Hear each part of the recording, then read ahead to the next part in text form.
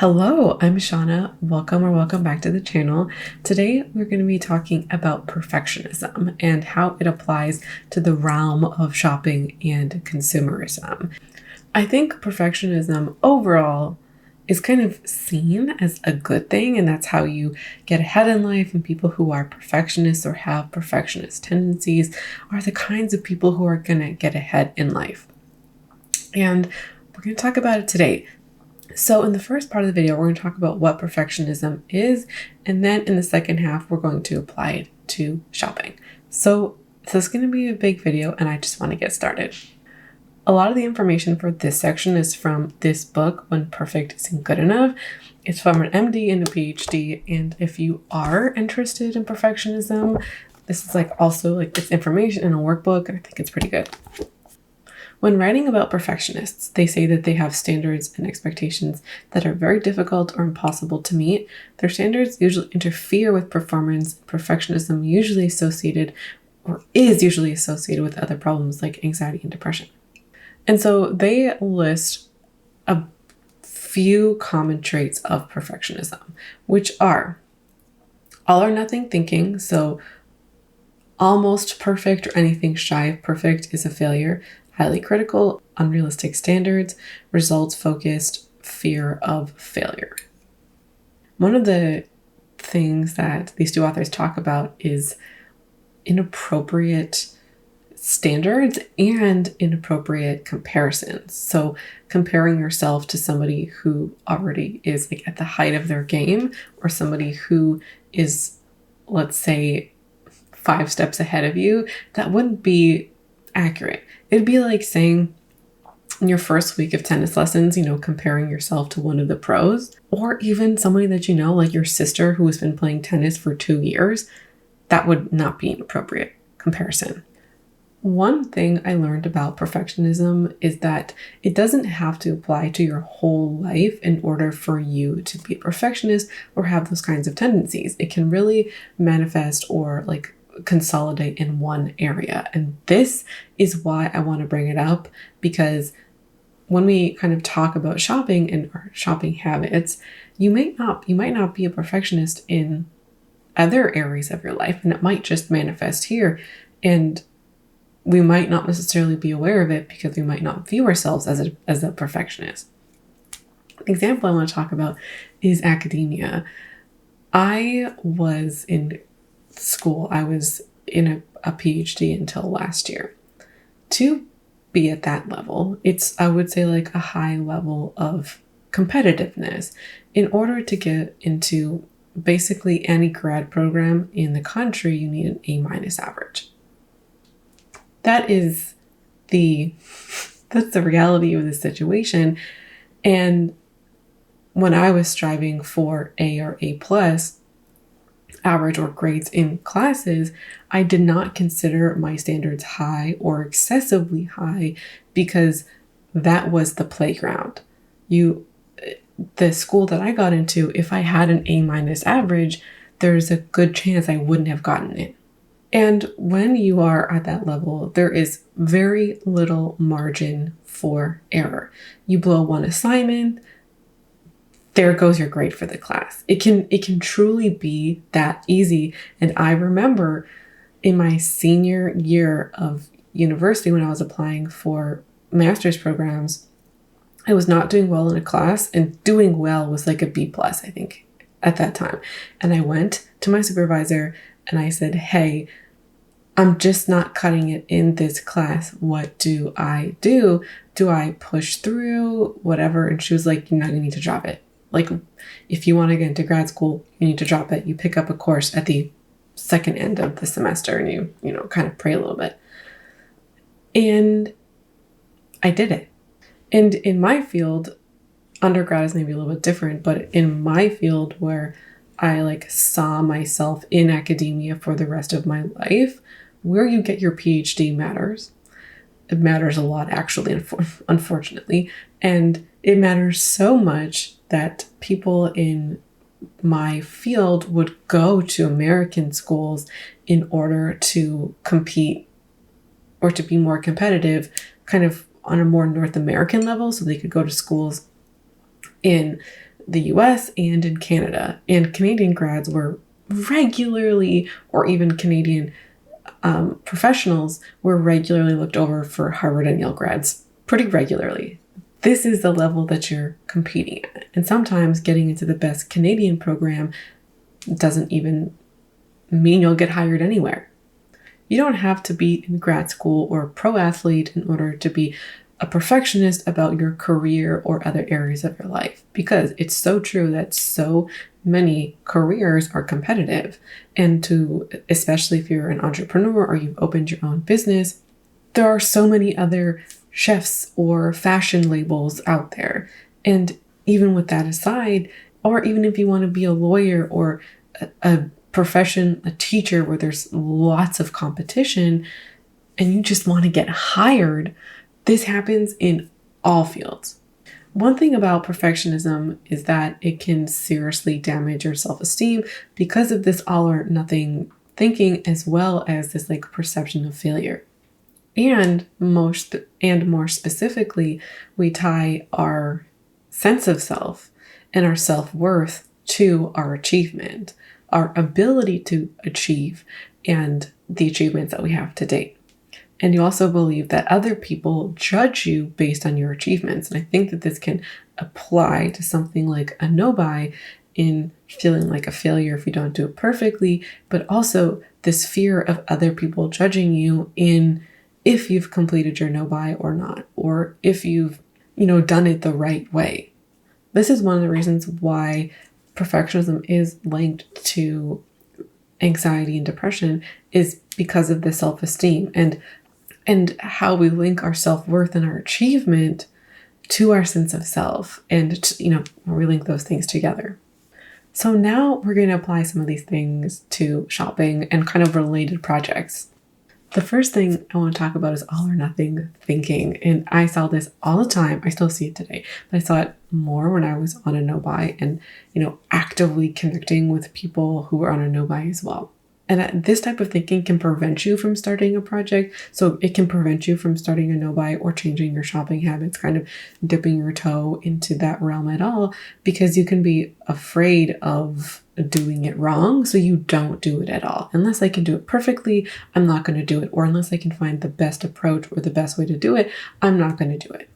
And this also creates a black and white view of success as well, that the only way to achieve success is perfection, is a perfect no-buy, is truly not buying anything. Or if we're talking about changing shopping habits, you can have this view of, or an expectation of how much you'll accomplish and at what rate. And unless you do it perfectly and you have no slip-ups in changing your shopping habits, then it's not perfect and you're a failure. I felt a bit of this as well when it came to my no-buy, because I did feel like all these other people were able to do it perfectly. Why can't I? And I felt like a failure in some sense because I wasn't able to do like everybody else. But also I did believe at one point that any slip up meant that I wasn't successful. And so somewhere along that year, I had to redefine success. And if I was changing my shopping habits for the first time today, I wouldn't go with a no-buy, because I do feel like it encourages that all or nothing black and white thinking. And I would focus on changing my shopping habits slowly over, a period of time, kind of baby step my way one habit at a time and kind of working on building that momentum.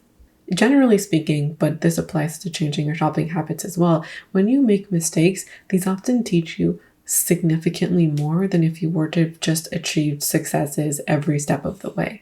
It is unrealistic to expect yourself to never make a mistake when changing your habits, to never slip up. We cannot be perfect people 365 days of the year. One facet of life, I think, that really ingrains this mindset to us is school. Even if you weren't in grad school, if you attended, elementary school, high school, even I think this happens a lot in university as well, that school isn't actually this consequence-free learning environment. Everything kind of seems to get used for a grade. Even if you have downtime in elementary school, I remember so many times the teacher would tell my parents about like how I would act during those quiet times. And if I wasn't behaving exactly how he or she imagined, it'd be like a report to the parents. And if a teacher saw you being unusually quiet or unusually chatty, as an example, that would form their opinion of you and can affect how they grade you. But also in university, when there's like tutorials or opportunities to learn, it felt like every moment you were on and every moment was an opportunity to grade you and not this truly free learning environment. And so I think a lot of people go through school that there is not a consequence-free learning environment, and where mistakes are encouraged, and when you make a mistake, you're not penalized for it. And so school, I think, really beats this concept of failure into us. And so I think for a lot of us, one of the things that we are learning as adults or unlearning, I should say, is unlearning these conceptions of success and failure. This all or nothing thinking can rob us of celebrating ourselves and celebrating our achievements, because we view so little of what we do as a success or as an achievement or as worthy of celebration. Perfect isn't the only metric of success that we can have for ourselves in life. And if you are a perfectionist or hold these tendencies, I am not blaming you, but I am encouraging you to explore other options and other metrics of success. Number 2 is constant curation. This would be the desire for aspects of our life, be it the way our home looks, our wardrobes, or our beauty routines, to be its perfect iteration. So we're constantly looking for room to improve and ways for our category, our wardrobe as an example, to be perfect. So here are a couple comments from Reddit to illustrate my point. I don't have a ton of clothes because I'm constantly curating. In other words, I binge and buy $500 worth of clothing and then need to purge items that are less perfect. I have a minimal wardrobe, but I've wasted tons of money trying to get it that way. I'll buy items that are nearly identical to what I already have because it's like I'm looking for the perfect item. And there's always something not exactly perfect. I have a constant sense of unease, and I think I project that onto my clothing because it's something I can easily control. Another Redditor responded saying, personally, I have trouble deciding what clothes to buy out of being worried about making the wrong decisions and wasting money on something that you don't end up being happy with. And this happens all the time. I think that it happens with wardrobe the most, but it's certainly not the only area. And as we evolve as people, as our style evolves and changes, we can view our wardrobe as not or unreflective of us, unreflective of the way we want to look or be perceived in the world. So it needs to be updated. And so we can constantly be curating to get our lives or our wardrobe in a way that is just so. And if our wardrobe isn't reflective of us, then it needs to be changed. It needs to be updated. And my wardrobe could be cuter, it could be more minimalist, or it could be more stylish. The quest for that is really the quest for the perfect wardrobe. And because we haven't defined what cuteness means or stylish means, we could always be more of that thing. And there is something to be said of having our wardrobes or our homes or our beauty routines be reflective of ourselves. But I do think that there becomes a point where it can become harmful and can affect our self-esteem. Because if we are never satisfied, then we can't learn to self-accept and to be satisfied. It's kind of like always looking for the newer, nicer thing. In this case, it's always looking for the perfect wardrobe or the perfect thing or the most self-reflective thing. And if you change just an ounce, then those things have to change too. This leads me to number 3, which is curating ourselves. I just mentioned curating our lives, but I think this applies to ourselves as well. I do think that self-help can be a form of perfectionism in the same ways that I mentioned never enough. We could always be better. We could always have better habits. We could always be happier people. The concept of our best selves can be motivating to change bad habits that are true and, would be beneficial if we didn't have those anymore. But it can also cross over into this realm of this quest of becoming our perfect selves. We can lose ourselves to this. We can lose our sense of identity and what is good about us and what is worth celebrating about us if we could always be better. And this can also lead us into spending money we don't have, because we're on this quest to be our best or most perfect version of ourselves. And there's so many categories we could dump money into because we think that it's going to bring us value, and we can justify becoming a better person. So yeah, that deserves money. And I think that there is a fine line between improving ourselves in ways that are meaningful and impactful and obsessing and trying to be perfect people. We can't be perfect people, and trying to do so can have negative consequences. The last thing I want to talk about is not good enough. Have you ever said to yourself that you're not enough, or you're not enough of something? Example, I am not smart enough. I am not pretty enough. I am not blank enough. I argue that this is a form of perfectionism because we are measuring ourselves to something. And that thing that we're comparing is what we see as perfect or the ultimate. And so you're not that thing. Therefore, you're not enough. You are not good enough. And that somehow makes you lesser than. And you need to strive to be that perfect thing. So it's like saying you're only pretty if you meet this threshold, or you're only smart if you reach this threshold. You know, you don't have to be the prettiest person on the planet to have beauty. You also don't need to be the smartest person on the planet to have intelligence or thoughtful things to say. Also, I think that there's a possibility that we misconstrue things. Sometimes we'll look at somebody and we'll be like, wow, that person is so smart. Or we'll think that our colleague is so talented, and we'll lump this talent into one category. They are talented. When in reality, a lot of things are more like recipes than this one thing. And we think that we have this whole truth because we see to us that they have talent.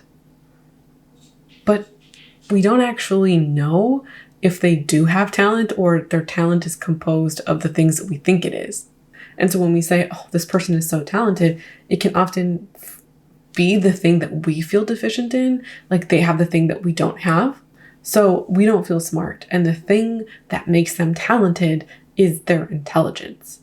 Taking this talent example, we can think somebody is talented at, I don't know, we'll say grad school, right? This person they're just such a good student. And then we can extrapolate that. We can say they're such a good student. What makes them a good student is their intelligence. And we're just assuming that we have it right, that their talent is actually their intelligence. First of all, it's probably more like recipes I was saying, but what makes their talent might not actually be intelligence at all, or it could make up a less of the equation than we think. Like, we think that their intelligence is 100%, when really it could be, let's say, 50% intelligence and 30% luck. That's 80%, 20% nepotism. Or it could be 30% intelligence, 60% charisma, and the rest is confidence. Or 60% audacity and 10% money are in the mix there too. And they have way more audacity than intelligence, and it's really that audacity that makes the intelligence kind of come alive or make it feel more real than it is. It influences it, I should say. What I'm trying to say is, in this example, the most important ingredient or influential factor could be audacity, but we miss it because we think it's intelligence. We feel like we don't measure up because we're not perfect. Not only does this make us feel like crap, but we're often measuring in the dark, assuming we have the whole picture.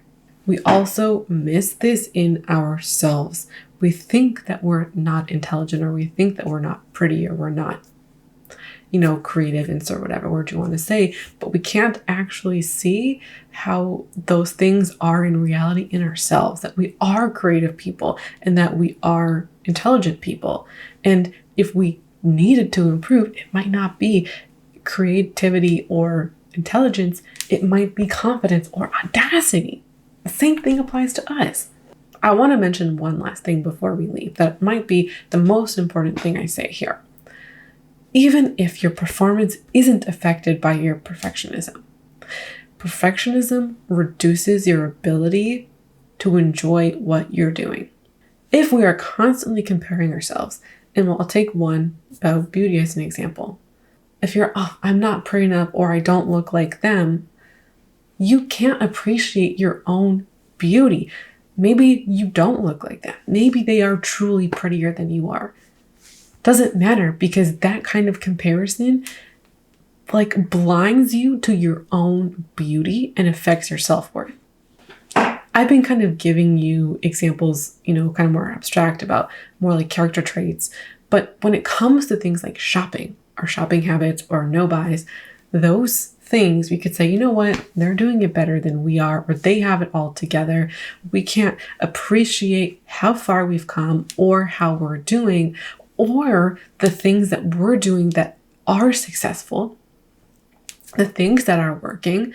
And if we can't appreciate that, then we can't do those things more. We can't do those things better. We can't say, you know what I'm doing really well right now is with impulse buying. I'm kind of crushing it. How can I take this strategy and implement it to other things? Or maybe using that success to motivate you. We can't see what we're doing well. We can't appreciate it. And our comparisons can be as simple, as I was mentioning at the beginning, as comparing yourself to somebody who is 1, 2, or 3 years ahead of you.